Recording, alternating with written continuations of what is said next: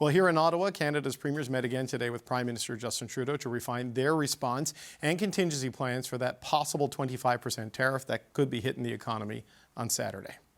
The one thing that we can do this week, in just the next couple of days, to have the best chance to avoid tariffs is to show clear and unequivocal action to secure the border. We're also looking at those sort of contingency plans if this does become a longer-term situation, as I think some of the observers are now saying it might be. I, here in New Brunswick, with the support of some of my colleagues, have been calling on the federal government to bring some things to the table to recognize that we may have workers and entrepreneurs that will need supports quite quickly in the face of a potential 25% broad-based tariff across our economy.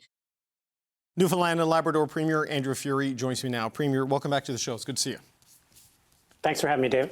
Okay, I want to start with something Howard Lutnick said today. At his confirmation hearings to be Trump's Treasury Secretary, he sort of split the threat of tariffs into two stages. This February 1 deadline, which he said is really a leverage play about getting action on the border from Canada and Mexico. But then the other date of April 1, when the bigger studies are coming in, that's about just rebalancing global trade. So it's two stages. If you avoid one, you can still get hit with the other. Is that how you're viewing it at the First Minister's table right now? I think so. I mean, from day one, you heard me say that I always thought that the president was conflating two issues, the border and tariffs. I do think that he wanted to show his citizens that there was some action on an imaginary issue at the Canadian-U.S. border. Frankly, I think we should be doing that for Canadians. There's more fentanyl coming into Canada from the United States, so it's incumbent upon us to tighten the borders for Canadians. I do think that that gives the president these so-called wins, for whatever they're worth, that he can show his citizens. And hopefully it avoids this February 1st date. Right. It does then lead us to what happens in April. But it does give us a reprieve and the ability to negotiate through different levels of government, through different levers, through different spheres of influence, in order to ensure that all diplomatic channels are fully exercised. And I think that's incredibly important because, as you know, and the president may not believe just yet, but the U.S.-Canadian economy is too integrated for a trade war. The Americans will suffer just as much or more than Canadians. So the goal and objective has to be to prevent any tariffs. And I think that doing the border security issues, which the Minister LeBlanc has done, is a good visual for the president. It's a good measure that he can point to. But ultimately, the hard work begins then to try to avoid the second date, as you suggested. Well, Premier, that seems to me, and I'm not in your meetings, I'm not a trade negotiator, that seems to be a little bit more difficult, right? Because the tariffs are kind of being used on the border as a leverage tactic in a transactional demand. But if they're looking at tariffs as a way of rebalancing just global trade flows between Canada and the U.S. and all countries and where manufacturing is done, that's a more difficult argument to have if that's to the core of their philosophy, right? I mean, do you see it that way? It is. As you know, we've talked about it on the show before. I mean, the United States has tried this before. President Hoover tried this. It doesn't work. The rebalancing looks good on a white piece of paper, but it actually in practice does not achieve their desired goals and objectives. So we need to use this now 2 months, if we're given that reprieve, to make sure that the president and his sphere of influence fully understands and fully appreciates that what it will do to the U.S. economy. But make no mistake, David, I don't think that we should be down there bending the knee. I don't think we should be down there giving him wins at every turn or every juncture. We need to take a strong position in that because we have a strong position in that. We have a strong factual position in that. When you take out energy, they're in a trade surplus. Perhaps we should be making the counter argument that we should be charging tariffs because if you don't consider energy, we're in a deficit. I mean, these are the conversations that need to be articulated. They need to be had, but we also need to be having the strategy. We need to be talking internally about our response strategy if it comes to that. And I'm content with how the Prime Minister and all the First Ministers have come together in a Team Canada approach, led largely by Premier Ford, I'll give him credit, to have a strategic, well thought out approach that is proportional, responsive, responsible, but also respects the regional sensitivities and specificities. So on that, I mean, you clearly have a sense of where you're going to go in terms of a retaliation plan, depending on what you see from them. The question of whether it's dollar for dollar up to a point or just dollar for dollar on everything. But where are you in terms of sectoral supports, industry supports, individual supports? Because I know the federal government is working on that. It's not in a finished stage, but it would require parliamentary support. If it gets too big, Parliament is prorogued. I mean, how worried are you about the national government's ability to support the national economy if it gets too bad? Well, certainly the message that we've received from the Prime Minister and from the Minister of Finance is that they will be there to support industries. My message to them was we need to make sure that whatever programs you're designing or whatever programs you're enhancing, look after not just the industries that are directly impacted, but any adjacent industries. David, you're from Newfoundland and Labrador, a proud son of our province. You know that the crab fishery is just about to start. We love our harvesters. We want to support our harvesters, but it's not just about the harvesters. It's about the plant workers. Right. It's about the truck drivers. It's about the ice makers. It's about the whole supply chain of every industry. And I really want them to consider that in their contemplations and thoughts about how they will respond. I think it needs to be a COVID-style response, COVID light, because it has to be more targeted and more specific, and fair enough. But it does need to fully use the federal authority of the federal treasury, federal monetary policy, all of those levers that are out of reach for subnational governments. And while the governments need to work together, the proportionality of that will be difficult for different provinces also facing fiscal pressures. This is where the federal government really needs to step up. And while I can understand it may not be the exact same size or scale as a COVID response, has to be proportionately the same. Well, look, they did it during COVID, and it led to a doubling of the debt, and they're now paying a political price for that and being accused of, being irresponsible with money. Now, they have structural deficits that are deficits of choice, and but, a lot of the debt came from the COVID response, but they could do that because...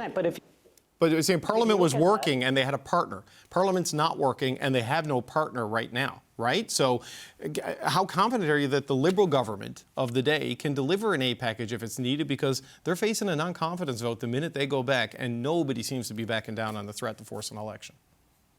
Well, it seems like, I can't speak for all the leaders of the opposition parties in Parliament, but I did hear some commentary that Mr. Singh would support potentially, relief packages for workers. I would hope that any political figure would recognize the historic and acuteness of the moment, put aside political stripe, and be there to support families and workers in this time of crisis. And you can take the fiscal arguments from before, which you made about COVID, and I can understand, but the alternative was no supports and go into a full depression in Canada. So, there is the balance that we don't see because that didn't happen. But I will give full credit to the federal government in being there to support Canadians during a historic moment, a time of need. And I think, even though it caused the inflationary pressures that they are dealing with and we did deal with, it prevented a far more catastrophic event in the crippling of our economy long-term, the likes of which this country had not seen since the Great Depression. So I know, just as a final question, Premier, I know you say you can't speak for the opposition leaders. What would you say to the opposition leaders about the need to get parliamentary approval on an aid package if Trump makes good on his threats? Very simply, this is not about you. It's about workers. It's about their families. It's about a historic moment in Canadian history. Our identity, our unity is under attack. Our workers are under attack. Put your political agendas aside. There'll be plenty of time for that. But the time right now demands of you to put that aside and step up for what's best for Canadians. Premier Andrew Furey, always appreciate the time. Thanks for being here today, sir. Take care, David. Thanks very much. We got more insight today into what U.S. President Donald Trump's tariff plan might be and what he's expecting from Canada. So it is not a tariff per se. It is an action of domestic policy. Shut your border and stop allowing fentanyl into our country, killing our people. So this is a separate tariff to create action from Mexico and action from Canada. And as far as I know, they are acting swiftly. And if they execute it, there will be no tariff. And if they don't, then there will be. But it's an action-oriented model. That's not the ordinary tariff. The ordinary tariffs need to be studied and examined, and that will start, as the EO said, in April. Okay, we're going to talk more about April in a second, but to avoid the February 1st deadline, Canada's been promoting measures it's taken on the border, including this move from Alberta Premier Danielle Smith. We also sent a Fox News crew to the Coots border today to showcase the work Alberta has been doing to secure our border. And as the CBC's Katie Simpson first reported, the federal government has even produced a video showing Canada's border enforcement that they plan to show U.S. government officials. But will these measures even matter if Trump is planning 2 rounds of tariffs? Let's bring in the power panel on this. Cameron Ahmad was the head of communications to Prime Minister Justin Trudeau. And here with me in the studio, Tim Powers is a former strategist for Conservative parties. Jordan Leibniz is a former NDP strategist. And Sherelle Evelyn is the managing editor of The Hill Times. Okay, I think we know a little bit more, Tim, on what he's talking about, Trump and Lutnick, that February 1 is just pure bullying to get us to do something on the border, and you can avoid it if you respond. April 1 is a more philosophical core economic policy of the Trump administration that sees tariffs as a good thing for America, regardless of the state of the border. Yeah, Feb 1's the punch in the face. April 1st is you're being taken out by the knees and kicked while you're on the ground, to bring forward a good bouncing metaphor, because it feels like with Donald Trump, you need to evoke the inner bouncer to deal with him. Look, I guess it's still a case of we'll see, David. Like, what is actually, what is that punch in the face going to be on February 1st? And yes, we're preparing ourselves. I thought what Danielle Smith did today was actually smart, or announcing what they're doing. Donald Trump loves video. Katie was saying this to you. Get Fox News to show what you're doing. Bring them up. Invite them up. That's the sort of stuff that is probably more effective than anything we say about, well, we might retaliate here and we might retaliate there, which drives me into, I think it was Chrystia Freeland this week said, well, we should put out a list of what we're going to target. I don't think that's the right approach. I think we have to be prepared. I'm not sure we want to show our hand, but if we show what's happening at the border, we show arrests. I mean, maybe David McGuinty has to imitate the Homeland Security Secretary in the U.S. and go on a few raids and show that he's serious, because this is the kind of stuff, as unserious as we view that Trump values. But, Jordan, a public safety sizzle reel, the Feds sending a Black Hawk to Alberta at Danielle Smith's request, to sort of amp up the B-roll for Fox News. It's a weird way to have to justify the most successful economic peaceful arrangement in the history of human civilization. We are in a weird time, David, and I think that's putting it mildly. And I think that clip showed it so well. Like, when is a tariff not a tariff? And it's, I mean, look, I think there's a real challenge here that the government has in dealing with this threat as though it's a rational one, because it's not. These tariffs are going to harm the United States as much as they're going to harm Canada. And so their response to this, I think, necessarily has to involve a bit of theater. And, you talk about some of the other theater that happened today in the United States about her going on raids and, sort of full. But so much of Trump's presidency is about that performance, right? And so I do think it makes sense. I actually thought it was quite smart for Danielle Smith to do what she was doing, to get that visual story out there, in the hopes that that will reach the president, because really that's the challenge, is that, what we hear is that it's not so much about the decisions that the people around Trump are making. It's how to get to him and persuade him that he has got some sort of win out of this. Now, I think this may fundamentally be a losing proposition, because he's not stable. And for sure, we're seeing different stories this is today's story, but tomorrow's could be entirely different. So it may all be for nothing. But I do think that if the government is already taking those measures to strengthen the border, then there's no harm in trying to tell that story visually in a format that might actually get to the guy in charge. No, look, Cameron, you got to make all your data and trade-driven arguments to all the state-level people and congressional people, so they can say, please don't do this, and then you've got to appeal to the core audience of one, right? I mean, what do you make of this approach? Absolutely, I think Tim and Jordan are entirely correct. So much of this, as it may feel irrational and silly to us, this is the world we're living in right now, and this is the world we were living in during the first term. But I think it's vastly amped up right now. Nobody should expect Trump to back down on this threat. Nobody should expect facts to prevail, but what the government is doing, and I think what they've finally managed to demonstrate, is that there is a full court press and everybody is involved.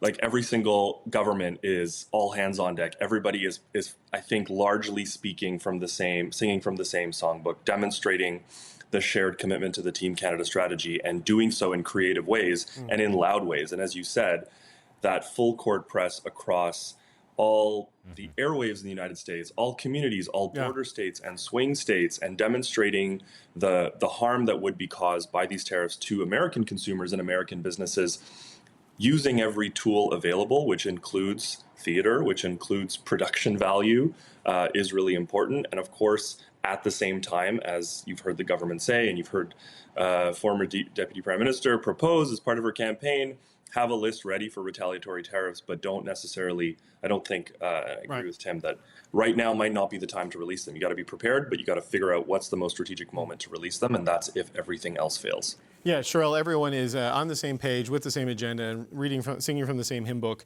unless they're also using this to advance their leadership ambitions or justify an early provincial election, right? Other than that, it's all Team Canada. Yeah, it's all Team Canada all the time. I mean, yeah. And it's when you look at some of the responses from various federal leaders about, okay, well, how is Canada going to respond? What are we going to do? Are we going to come back? Or are we going to, is Parliament going to sit? Or are we going to vote on measures to support people in case we have to retaliate? Then that's where you really see that fragmentation. You have, the Bloc Québécois saying, you know what, no, we're absolutely not going to give the Liberals an inch. You have the Conservatives who are saying, oh, we need to recall Parliament. We need to be sitting, knowing full well that they're not going to vote to pass anything that the government might put in front of them. You have the NDP saying, oh, no, we are absolutely not going to support the Liberal government in anything they do, except maybe, well, perhaps if there's something sweet enough. So yes, you watch the first ministers across the country and in Ottawa kind of doing what they have to do to get this message across, and then everybody else is just kind of posturing on social media, and it's just, you're going, oh, really, guys? Like, what are we doing here? Why are we going through this charade of looking like you're trying to work for the betterment of the Canadian people and the Canadian economy and the Canadian approach, when really you all have your eyes on one specific prize, and that is the election? Okay, I want to talk about that because there's the tariff response and what you do there, and it kind of depends on what you're hit with in terms of how hard you hit back. You get into a prolonged trade war, though, and it's going to require some sort of support from the national government on hard-hit industries and sectors. Everybody says they're going to vote to bring down the government. So I had Premier Andrew Furey of Newfoundland and Labrador on earlier today, and I asked him about that. He said, I can't speak for opposition leaders. I don't know what they're going to do. I said, but what we just say to them? And this was his answer. This is not about you. It's about workers. It's about their families. It's about a historic moment in Canadian history. Our identity, our unity is under attack. Our workers are under attack. Put your political agendas aside. There'll be plenty of time for that. But the time right now demands of you to put that aside and step up for what's best for Canadians. Tim, it makes logical, rational sense, but do you think there's an audience for it? Well, I think the NDP is certainly an audience for it. And again, it depends what the magnitude of the punches we get from Donald Trump. And if it is so significant that people are, they're losing their jobs, people's affordability quotient gets much worse, then I think the way it is looked at will change too. But to sit here today and say, yeah, makes perfect sense, let's do it. Again, it's this phony war we're in, and it reflects what we've all been saying. This is the reality TV kind of script that Donald Trump likes. He keeps everybody unsteady.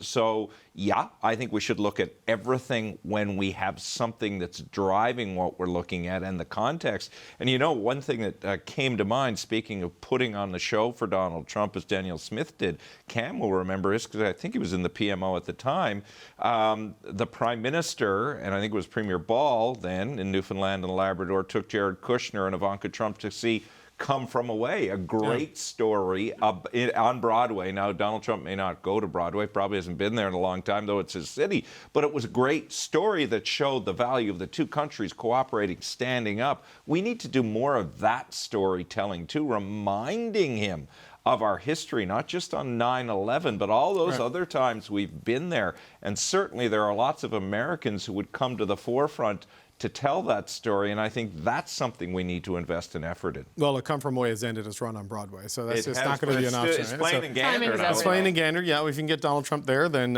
you can be an ambassador. I think if you can get Donald Trump to Gander, it would solve a lot of Castro went to Gander. Yeah, but let's... Anyway, on this issue, though, that Premier Furey raises, Jordan, like, if you get to the 24th of March, we were handed a blueprint by Justice Ogue yesterday on how to, copper fast in the election. That is not going to get done before the election. And now there is a live possibility you're going to need parliamentary approval for, like, serious financial supports for Canadians. I mean, if it doesn't happen, do the Liberals get blamed for proroguing, for being slow? Do the opposition parties just say no, get blamed? How do you think this plays out? Because it seems like this really is a country over party issue you might be forced to deal with. Yeah, and I think the Liberals are extremely vulnerable here because, to be very clear, the reason that Parliament is not going to be sitting for 7 weeks is, while this is all unfolding, is because they prorogued for their own leadership race and no other reason. So I think that they bear the greatest potential vulnerability on this. But look, I think the other thing that often gets a little bit lost in the discussion is that there's quite a bit that the federal government can do without reconvening Parliament. And so there is, they always have the option, and, Jagmeet Singh has been out saying this, the NDP has been calling for the Prime Minister to bring all the party leaders together, even outside of a parliamentary setting, and try to talk about what might be needed. I don't think that there's any government that's going to allow a crisis to unfold without any response. But what's the value of that conversation if none of them are open to letting you pass something in Parliament? Do you know what I mean? What's the value in it? Conversation. So some of those measures may not need to be passed in Parliament immediately. That's one thing. So it's sort of agreement on direction and the types of support that might be available. And yeah, sure, you can talk about what might potentially need to be passed. But if rumors are to be believed, it's possible that even some of the Liberal leadership candidates might not even face the House. Yeah. So we don't really know what's going to happen, and it is 7 weeks away. So the real challenge is what's going to happen in that time, right? Are we going to be faced with tariffs in that time frame, or is it actually going to end up being past that moment? We just don't know right now. Yes, I mean, Cameron, the new Liberal leader, whoever that may be, may not want to start their campaign being defeated in the House of Commons. They may choose to do it themselves. But, how do you deal with this, right? If there is an economic hit so severe on the 1st of February that by the 24th of March, you got to spend tens of billions of dollars, and you've got no dance partner and you've got no time. Yes, quite the conundrum. Yeah, there are many unknowns, and I think the most important thing that the government can do is just show Canadians that they're prepared every step of the way. So every single time there's a new development, every single time, if there are tariffs imposed, that they understand the scope of them and they can unveil some sort of a plan. I think Jordan's right. There are some measures maybe that they can bring forward that don't require Parliament, but it is, as the Premier said, country over party right now, and I wish that would be possible and seem feasible in this context, but I think that the environment is so negative between the different parties that it's unlikely that even if those meetings are convened, which it's a strong likelihood that they would be, even just for the purpose of demonstrating to the country that everyone's able to sit down and discuss how they can support Canadians in the context of an extremely, existential threat that our country faces. I don't think that it would actually result in them finding agreement, even if there are things they probably would agree on. So that's just an unfortunate reality we face right now. But as everyone said, so many unknowns, it's really step by step. Do the preparation behind the scenes, come up with options, be able to communicate those options at the right moment in a strategic way, and try and show that even if it's not possible, you're attempting, as the government, to think about the country's best interests and not just your own partisan interests. Well, Sherelle, like a lot of people, Canada's just trying to get to Saturday and see what the heck that brings. Last word to you on this one. Well, I'll just say that, talking about bringing everybody together, I mean, that was done. Let's not forget that there was a meeting with all the party leaders shortly after Trump was elected. Yep. So remind me, how did that go?